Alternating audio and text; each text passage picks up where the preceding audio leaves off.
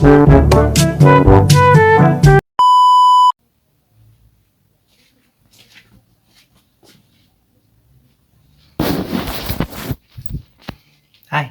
perkenalkan nama saya Manuel Leren Sumengi dan selamat menyaksikan video saya.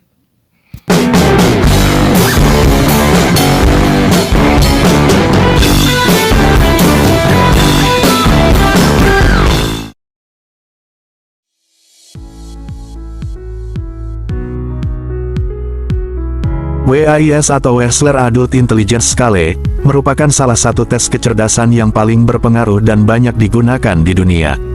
Tes ini diciptakan oleh David Wechsler, seorang psikolog asal Rumania yang beremigrasi ke Amerika Serikat.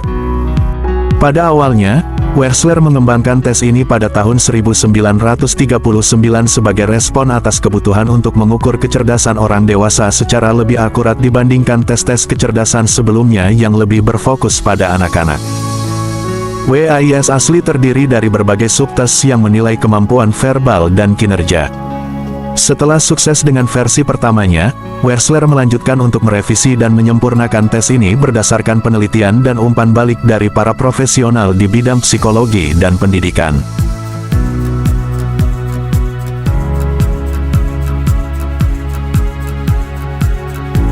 Satu, Teori kecerdasan ganda, Multiple Intelligence Theory.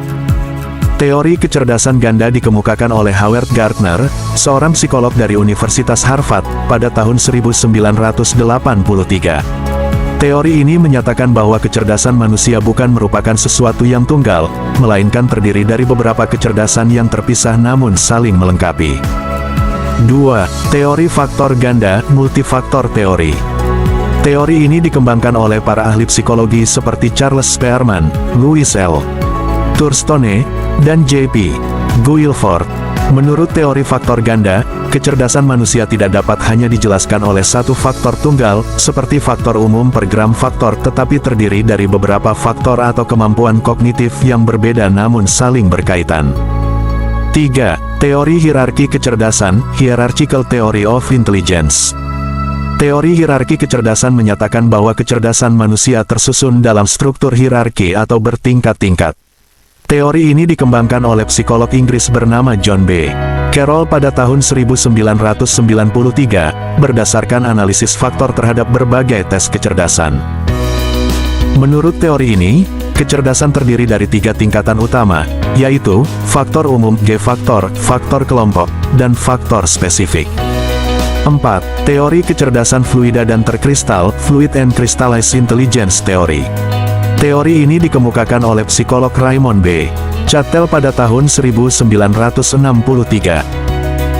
Chattel membedakan kecerdasan menjadi 2 jenis utama, yaitu, kecerdasan fluida, Fluid Intelligence, mengacu pada kemampuan menalar, memecahkan masalah baru, berpikir abstrak, dan menghadapi situasi yang belum pernah dialami sebelumnya, dan kecerdasan terkristal, Crystallized Intelligence, mengacu pada pengetahuan dan keterampilan yang diperoleh melalui pendidikan, pengalaman, dan budaya seseorang.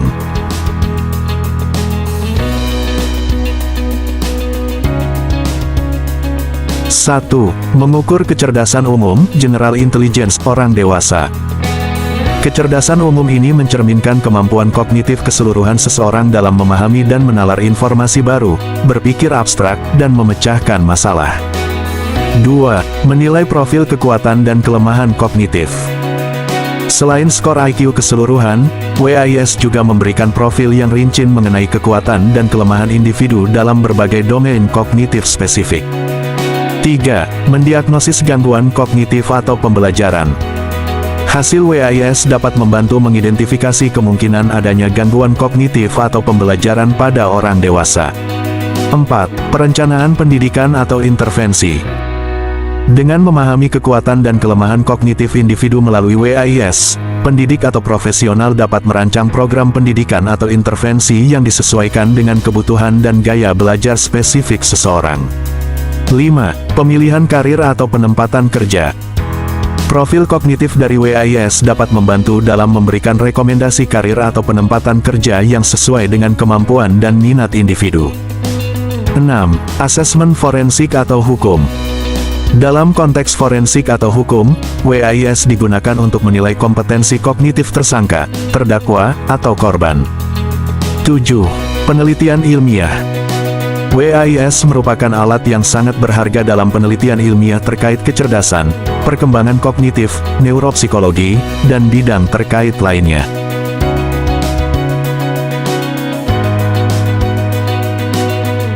1. Pemahaman verbal comprehension. Aspek ini menilai kemampuan seseorang dalam memahami dan menggunakan bahasa, baik lisan maupun tulisan. Subtes yang terkait meliputi kosakata, mengukur pengetahuan kata dan definisi. Pemahaman, mengukur kemampuan menggunakan informasi dan penalaran abstrak dalam menyelesaikan masalah verbal. Informasi, mengukur pengetahuan umum yang diperoleh dari pendidikan dan pengalaman. Kesamaan, mengukur kemampuan penalaran verbal dan pembentukan konsep. 2. Penalaran perceptual reasoning. Aspek ini mengevaluasi kemampuan seseorang dalam memproses informasi visual, mengorganisir persepsi visual, dan menalar secara logis menggunakan materi nonverbal. Subtes terkait antara lain: matriks, mengukur penalaran abstrak dan pengenalan pola visual. Gambar tidak lengkap, mengukur kemampuan mencari detail visual yang hilang. Balok, mengukur kemampuan visualisasi spasial dan penalaran. Visual puzzles, mengukur kemampuan analisis dan sintesis visual. 3. Memori kerja, working memory. Aspek ini mengukur kemampuan seseorang dalam memperhatikan, memusatkan konsentrasi, dan memanipulasi informasi dalam ingatan jangka pendek. Subtes terkait meliputi deret angka, mengukur memori auditori jangka pendek dan urutan sempurna.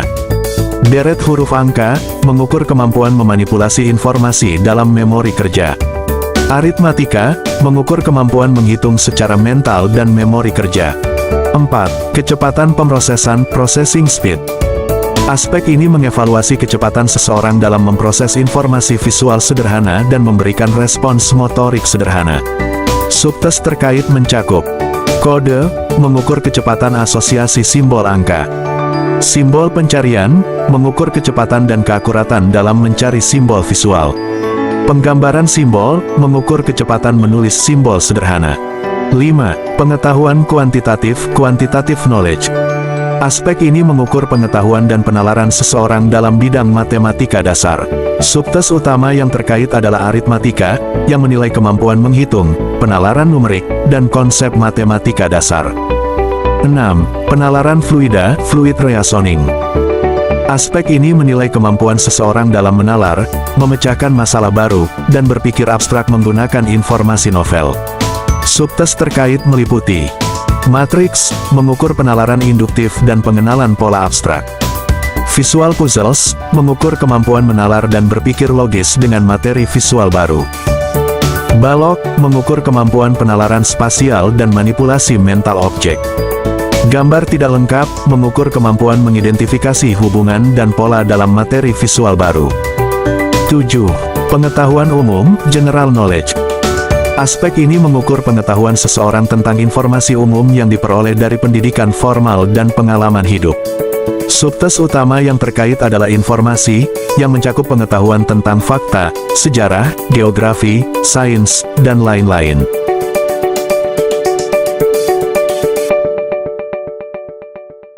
Satu. Persiapan.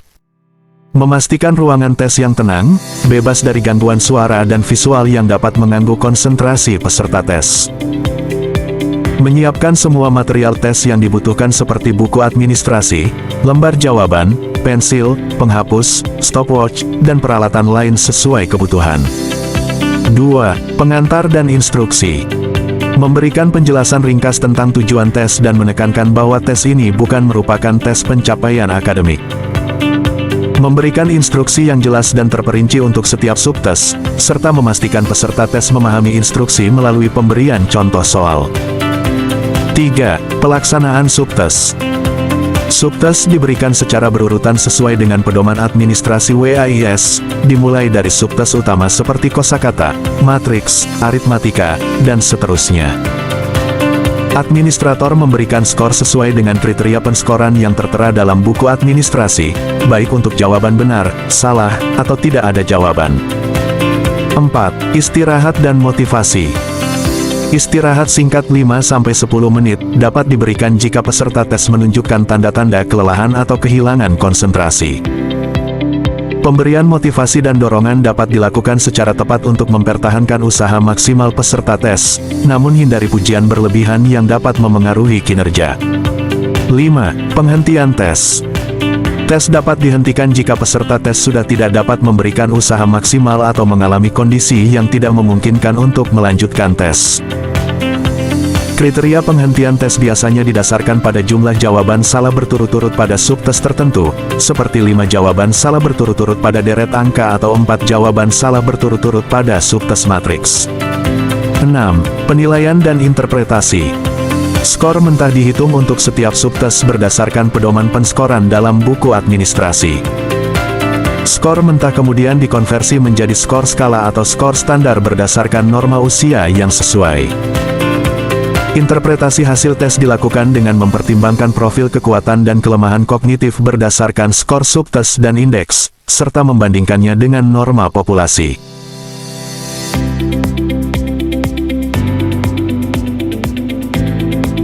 Sampel normatif. WAIS menggunakan sampel normatif yang besar dan representatif dari populasi Amerika Serikat. Sampel ini dipilih secara acak dengan mempertimbangkan variabel seperti usia, jenis kelamin, ras etnis, wilayah geografis, pendidikan, dan status pekerjaan. 2. Norma usia. Norma dalam WAIS dibagi berdasarkan kelompok usia tertentu, biasanya dalam rentang 2-3 tahun. Hal ini karena kemampuan kognitif seseorang dapat berubah seiring bertambahnya usia. 3. Standarisasi skor. Skor mentah yang diperoleh dari WAIS dikonversi menjadi skor standar atau skor skala dengan rata-rata 100 dan standar deviasi 15. 4. Pembaruan norma. Norma WAIS diperbarui secara berkala, biasanya setiap 10-15 tahun, untuk menyesuaikan dengan perubahan demografis dan tren populasi. 5. Norma khusus. Dalam beberapa kasus, norma khusus juga tersedia untuk populasi tertentu, seperti norma untuk individu dengan gangguan tertentu atau norma untuk kelompok etnis budaya tertentu.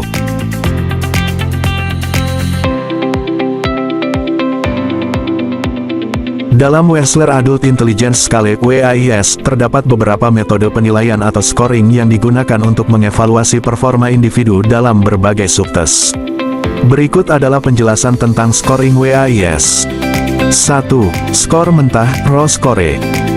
Skor mentah adalah jumlah item yang dijawab dengan benar pada setiap subtes. Skor mentah ini kemudian dikonversi ke dalam skor yang dapat dibandingkan dengan norma usia tertentu, namun tidak dapat dibandingkan secara langsung antar individu atau kelompok usia yang berbeda karena tidak memperhitungkan norma atau standar yang berlaku. 2. Skor skala, Scalet score. Skor skala adalah skor yang telah disesuaikan dengan norma kelompok usia tertentu. Skor skala memiliki rata-rata 10 dan standar deviasi 3. Skor ini memungkinkan perbandingan kinerja individu dengan kelompok acuan yang sesuai. 3. Skor komposit, Composite score.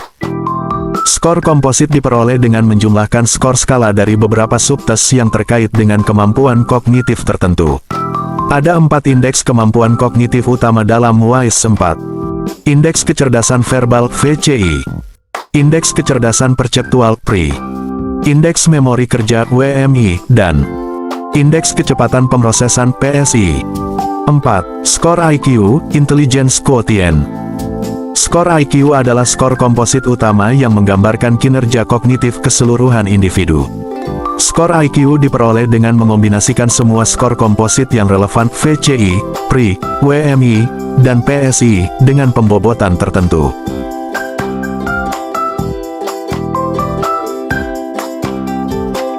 Interpretasi hasil tes Wechsler Adult Intelligence Scale WAIS dilakukan oleh profesional yang terlatih dan berkualifikasi, seperti psikolog atau neuropsikolog. Berikut adalah penjelasan tentang interpretasi hasil WAIS. 1. Skor IQ, Intelligence Quotient. Skor IQ merupakan indikator utama dari fungsi intelektual keseluruhan individu, mewakili kemampuan kognitif keseluruhan individu relatif terhadap kelompok usia yang sesuai. Klasifikasi skor IQ harus dilakukan dengan hati-hati dan mempertimbangkan margin kesalahan pengukuran. Pengklasifikasian skor IQ secara lebih rinci antara lain: sangat superior 130 dan di atas, superior 120 sampai 129, rata-rata tinggi 110 sampai 119, rata-rata 90 sampai 109, rata-rata rendah 80 sampai 89, batas 70 sampai 79, terbelakang mental 69 dan di bawah. 2. Pola skor indeks. Selain skor IQ, penting untuk memperhatikan pola skor pada 4 indeks kemampuan kognitif utama. Indeks kecerdasan verbal (VCI), indeks kecerdasan perceptual (PRI), indeks memori kerja (WMI), indeks kecepatan pemrosesan (PSI. Pola skor indeks yang signifikan dapat mengindikasikan kekuatan atau kelemahan dalam domain kognitif tertentu, seperti kemampuan verbal, pemrosesan visual spasial, memori kerja, atau kecepatan pemrosesan. 3. Analisis subtes. Analisis kinerja pada level subtes dapat memberikan informasi yang lebih rinci tentang kemampuan atau kesulitan spesifik individu. Kinerja yang sangat baik atau buruk pada subtes tertentu dapat mengindikasikan kekuatan atau kelemahan dalam aspek kognitif yang lebih spesifik, seperti pemahaman verbal, penalaran perceptual, memori auditori, atau kecepatan pemrosesan informasi. 4. Faktor-faktor lain. Interpretasi hasil WAIS juga harus mempertimbangkan faktor-faktor lain seperti latar belakang budaya, pendidikan, kondisi medis, gangguan psikologis, atau faktor lingkungan yang relevan. Informasi ini dapat membantu menjelaskan pola skor tertentu atau memberikan konteks yang diperlukan untuk membuat interpretasi yang akurat. 5. Rekomendasi dan intervensi. Berdasarkan interpretasi hasil WAIS, profesional dapat memberikan rekomendasi untuk intervensi atau akomodasi yang sesuai, seperti terapi, program pendidikan khusus, atau layanan pendukung lainnya. Rekomendasi ini bertujuan untuk memaksimalkan potensi individu dan mengatasi area kelemahan yang teridentifikasi. Tindak lanjut dan evaluasi berkala diperlukan untuk memantau efektivitas intervensi dan melakukan penyesuaian jika diperlukan.